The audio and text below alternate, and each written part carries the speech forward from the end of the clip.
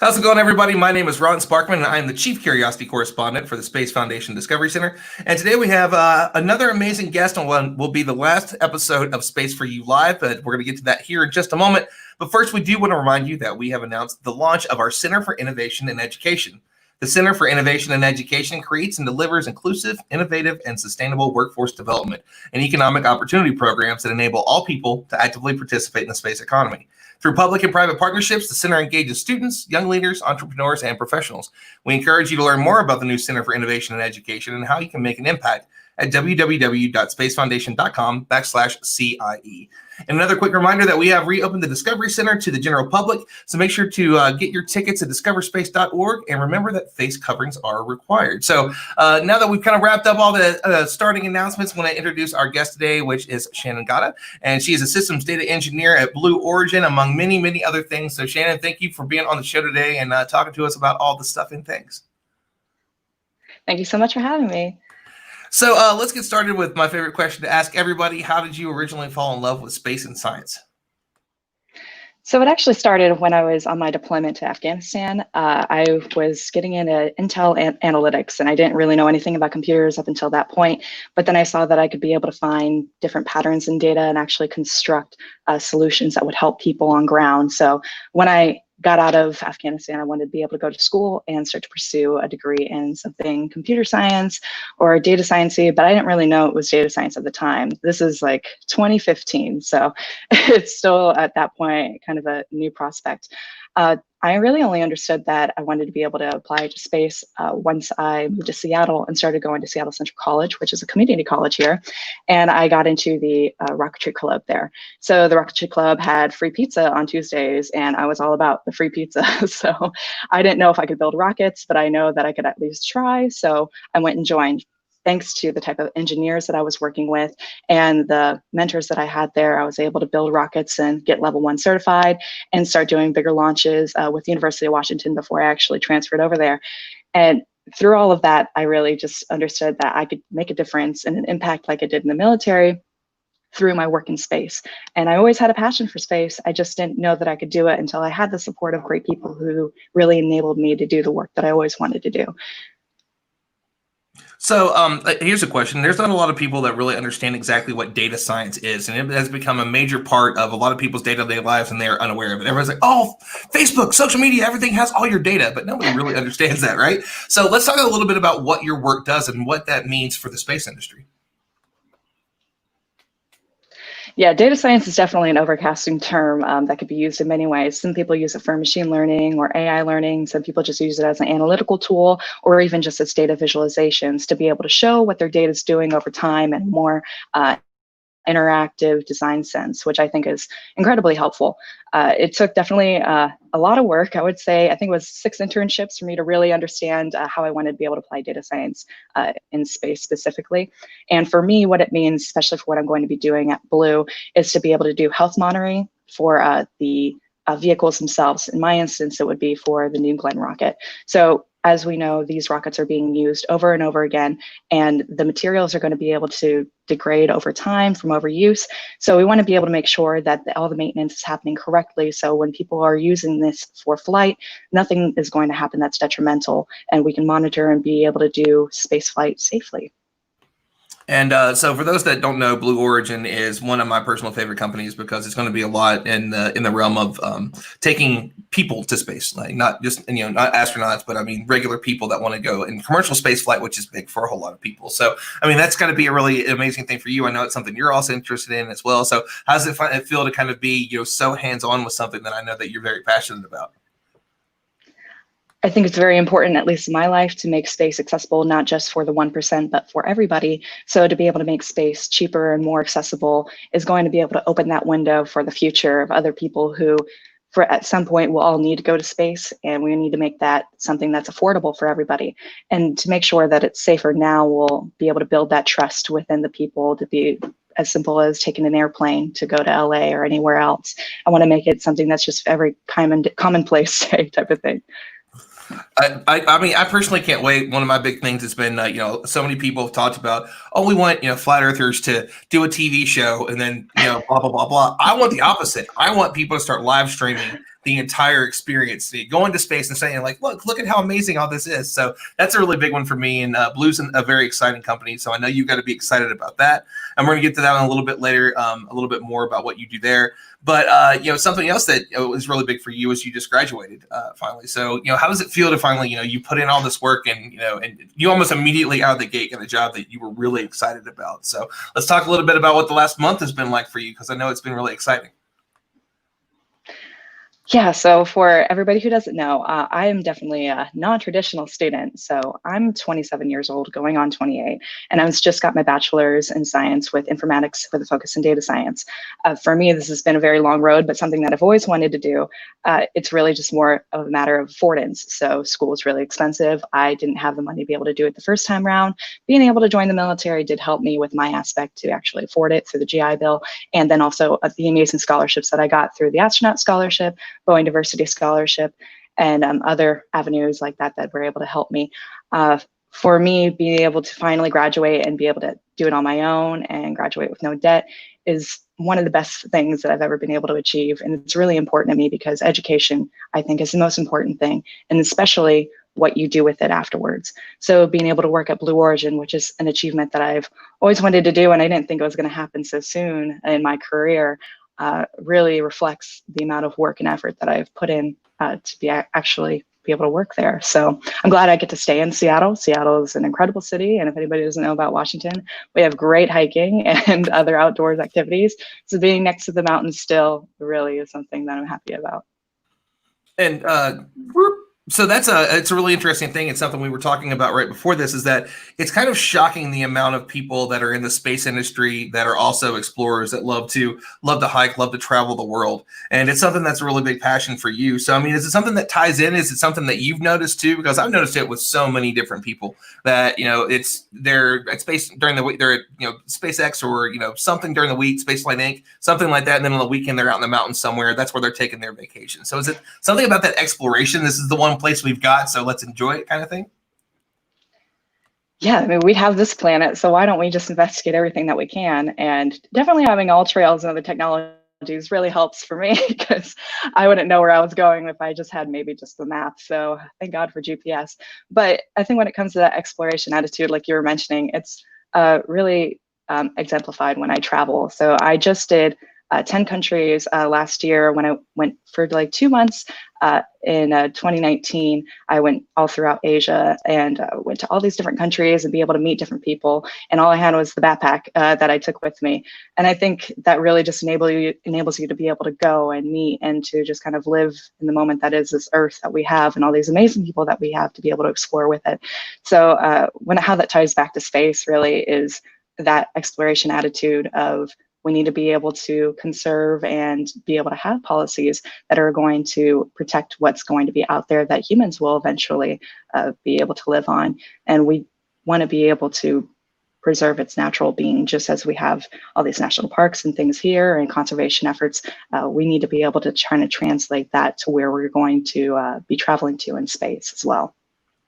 So I see the poster behind you says Mars Explorers. So is that something that is that something you're really excited about? Is suborbital space the end for you, or do you want to go to Mars? Is there any particular place in the solar system that really excites you that you're like, I got to go there, Blue, let's get on this? I mean, really, it's just like, if you want to send me anywhere into space, suborbital, I mean, I'll take it. But if you want to send me even farther, I'll just do what I have to do, I guess. It's just such a crazy thing to think about that you'd be able to be on another planet. But people are definitely what really makes life for me. So if I didn't have people or people that I care about on Mars, then I might not want it. But if it was just really cool, like, oh, we can just go visit and then come back, I mean, I would definitely be down for sure. But just as long as we don't take this guy right here, right? Yeah, absolutely. The most not Jared Muchke. Definitely not Jared. Good to see you, Jared. And everybody that's joining, there's a bunch of people talking about how awesome you are in the comments. So no surprise, you've got a big fan club. So let's talk a little bit about some of the other things before we get into a little bit more into the space stuff. Is that you were part of the Brooke Owens Fellowship, which is an incredible program. And we've talked about it a little bit before, but I always like to highlight it in case it's somebody's first show. So I want to talk a little bit about, one, what it is, and then also kind of what you gain from it, because everybody glows. Every single woman I've ever talked to about it just glows about it when they talk about it. So let's dive into that one a little bit. And just as you were saying, I think that every woman gets something different. Every Brookie at least gets something different from the Brooke Owens program. For me, what being a Brooke Owens means is being a powerful woman in aerospace and being able to make the moves that we need to kind of trailblaze the way of having it not just be like 18% of female engineers. We want to be able to increase it and be 50-50 or even more, you know. We want to be able to have women that are going to be able to make those impactful decisions because we have those ethos and the caring aspects and this different kind of mindset that's really going to be able to look at space in the way that we look at technology and just kind of look at the ultimate biases that we have integrated into a lot of technology that we have built to kind of refascinate it in a different way that's going to be able to include all people, minorities and females and other sexes as well. So for me, what Brooke Owens is really just like the network of people that I've been able to connect with, including you, through Brooke Owens. It's just incredible because I don't think I knew as much about the private aerospace industry as I did before I joined Brooke Owens, because as you know, I was working at NASA Langley before I even got Brooke Owens, and that's what I thought my whole life was just going to be NASA, and that's where I'm going to work when I graduate. And knowing the kind of innovation that is alive and well within private aerospace made me want to come back to this. So it's been quite an incredible journey with Brooke Owens for sure. And it's so Space Symposium. We always have quite a few. Well, one, Brooke Owens fellows are some of the moderators for the panels that we've had. And we've had a lot of great women that have come and done that. So I had the chance to sit with Will Pomerantz, who is one of the founders, and he's at Virgin Orbit, and we had a very recent Space4U podcast with him. So if you haven't checked that out, please do. But it was him, and then a number of the Brooke Owens fellows, and just everybody there was really excited. This person was going to SpaceX. This person was going to Blue. Deanna was already at Virgin Orbit. Everybody there was just talking about it. And it just seems to open up so many different opportunities, and everyone there was way smarter than I'm ever going to be. It just brings so many amazing people together, and I think that's a really powerful thing, specifically for the fact that it's still such a new thing. So it's always always good to hear so much about it and the amazing opportunities. And you mentioned NASA Langley Research Center, and a lot of people know about NASA, but they don't sometimes know about these other ones. They know about Johnson Space Center, they know about Kennedy Space Center, but they don't really know about some of these other ones. So let's talk a little bit about Langley, what it is, and then also the work that you got to do there during your time. Yeah, sure. So my very first internship was actually at NASA Johnson Space Center in Houston, Texas, and that was an incredible experience. So really, that was in spring. The next summer, I'm driving from Houston all the way to Virginia, where NASA Langley Research Center is. I had an internship there, and it was a very impactful experience. I had applied for the co-op positions. They have a pathways co-op position. So what that is, I think it's important for everybody who's wanting to work at NASA to know, is you can start working there, gaining hours as a full civil servant, which is a full-time employee position, to where you would work there for a certain amount of hours. And when you graduate, everything pending well with your bosses, you would be able to be hired on as a civil servant to NASA. So you'd be working there pretty much for as long as you'd ever want to be able to create the research and the work that you've wanted to do. You apply that through USA Jobs, and it's a very extensive process. But for anybody that gets it, I mean, it's such an incredible opportunity. So really, if you wanted to be able to do that kind of work, please look out for that venture. The kind of work that I was doing there was working with SAGE-3, which is a satellite attachment to the International Space Station, to be able to analyze climate change over time. It's one of the longest instruments since the 80s to be able to analyze what we're doing with data and the changes that climate change has applied to the Earth as a whole. So what it looks directly at is the ozone layer, and there's this gaping hole that's in the ozone layer that's slowly eroding over time through the amount of toxic gases that we have in the atmosphere. And it's being able to analyze through different policy changes, say, for instance, one that was developed in the 80s to be able to eliminate aerosols, and how that had an effect on our ozone layer and how the layer was slowly being repaired. So we can show that, based on human effect, we actually can change how climate change is, affecting our Earth, and be able to do things to make our Earth kind of, a better place and more healthy, so we can live here longer. And so was that the only internship you did, or did you do others? Or was there anything else in particular that was really special to you that, has kind of put you on the path that you're on now? Oh, man. So my very first non-space internship was one with this data science company here in Seattle, and then I went to NASA Johnson Space Center. Then I went to Langley, did an internship there, and then I did the Pathways Co-op position there the next summer. I also worked at Stratolaunch through Brooke Owens Fellowship here in Seattle, which is the two Boeing 737s that are kind of just like attached together by a pylon, and that has a successful flight as well down in Mojave, which is always kind of a project that I still love to watch and see how it grows over time. And then after that, I went to Ball Aerospace in Colorado and worked on satellites there. And now, since I'll be graduating, no more internships, we're finally in the big leagues, and then I'll be working at Blue shortly this month. So, yeah, congratulations. You're just a few weeks away from starting there. So, again, I know that's something that's really exciting for you. And I definitely want to talk a little bit more about that because, in particular, it's one that I always like to keep an eye on. But I do know that before we get to that, you just recently retired from the military. So, I know it was 8 years, I believe, that you were in. So, one, thank you for your service and what you do. And, for doing that, like, was that an important part of getting you to where you're at now? Do you feel like that? I mean, other than the fact that, it led you to space, I mean, was there certain things that you feel, the work ethic, is there anything in particular? Because we don't really have too many people on here that have talked about their military experience and how it may help them in the space industry. Absolutely. I was 19 when I joined, and I had done just a year of college at that point. And I think for people who lived in the kind of means that I was, because I was working 3 jobs and living out of my car at times, it was definitely not something that I really thought that I had like any kind of chance of really being able to afford college. So what it did for me was it was able to give me just kind of like a leg up in life to actually, kind of elevate the things that I wanted to do, because college was always a goal for me, even growing up, and I just didn't have the opportunity to do so. So for people who may not have those kind of opportunities, and loans may not seem like something that is something that you can actually achieve or be able to go through, I mean, there are chances out there. And I'm definitely not saying go join the military or anything like that. But for me, what it did was at the time gave me a platform to be able to make the effect that I wanted. And I was able to have the financial means and the insurance and things that I needed that were very detrimental to me having some kind of steady life to come to Seattle and start working while also being able to have some sort of income while going to University of Washington at the same time.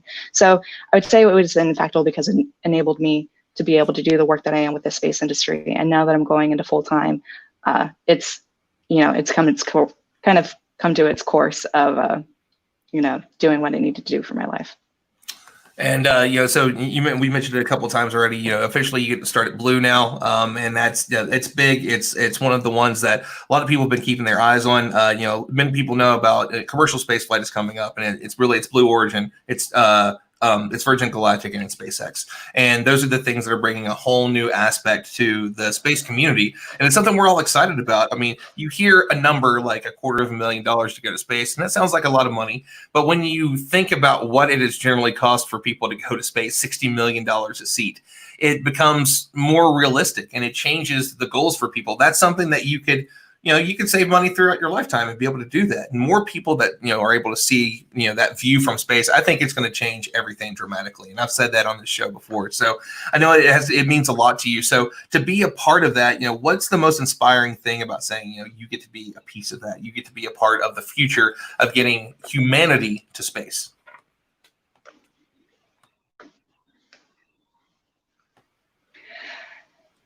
It's a big question for sure. I think really the biggest part about me, I mean, I love space and I love doing engineering, and data science is really my passion. And I love to be able to change what we do with the data that we record so much data, engineers do at least, and, to be able to actually do some kind of factual thing with it. And that's going to be tangible and build the industry for the better. It's very important to me. But really the most important thing for me is to be able to make space more accessible for everybody. I want anybody to be able to say if like they needed to be able to go to space for some reason, because Earth is not going to be a forever thing. I don't want it to be a financial burden or a limitation for them to be able to get off this Earth. I mean, I know that's a very long-term aspect of looking at this, but I mean, that's where our society as humans is going. So I want that to be like my first and foremost goal while working at Blue Origin. And so I can't wait to see everything you're going to do. I know it's a few weeks away, and I know you're going to be really excited about it. So I definitely can't wait to hear more details on it. And so another thing that you were involved in was you were the first candidate to win the Astronaut Program project, and I'm excited to talk to you about it because we never talked about it publicly. So I know it was something that you were excited about to begin with, and you've been an amazing ambassador for it since then. So let's talk a little bit about it and what it meant to you to, one, get into this project, into this contest, and kind of some of the stuff you've been able to do, like IAC and so on since then. Yeah, no, Out Astronaut is a very important project for me. So what it is the effort to be able to have more LGBTQ aligning and identifying people in space. So as far as we know, we've had, say, for instance, Sally Ride, she was identified as queer, but not until after her death, and she was an astronaut to be able to go to space. So it's something to be able to have more of that community and people that, identify as such, to be able to be those symbols, those hugely like heroes that we see in our, everyday generation, is like we think of astronauts. So for me to be able to part of the project is really just to be able to bring up more people like me that want to be able to go to space, because I think there are many people out there specifically that are LGBTQ that feel like, where's my place in the world? And, I don't see myself in the news, and I don't see myself in figures that I idolize. So to be able to have like that proponent and have that platform to be able to speak out for the LGBTQ community is very important for me, especially because, going to space is an incredible venture, of course, but, I think really where it comes down to, again, is just my care for the community and us being able to have a voice on a very large platform. And I mean, in a multitude of different ways, you were a wonderful example for, you don't have to be, 21-year-old phenom to be able to be involved in the space industry. You can be of any age, from any background, and be able to do stuff. So, and you've had a really, interesting, voyage to where you are now. And it's something that people can get a little bit scared of, but I think it's a really important thing that, people like ourselves continue to say, hey, listen, you're going to get there's almost a million different things that are going to try and stop you along the way on this, and you just have to keep at it. And you just mentioned that it took you a little while to get there, and so you're an inspiration to a lot of people. Is there anything in particular, advice-wise, that you want to share with people that want to follow in your footsteps, or kind of maybe they're struggling with what they're going through right now, trying to be a part of the space industry? Of course. So, I've graduated now, and I recently did a 70-mile hike through the Colorado Trail, and I just kind of had a lot of time to be able to reflect on, what has all of this been, up to this point. I always wanted to be able to graduate, and now I have my dream job. Where am I and what do I want to think about?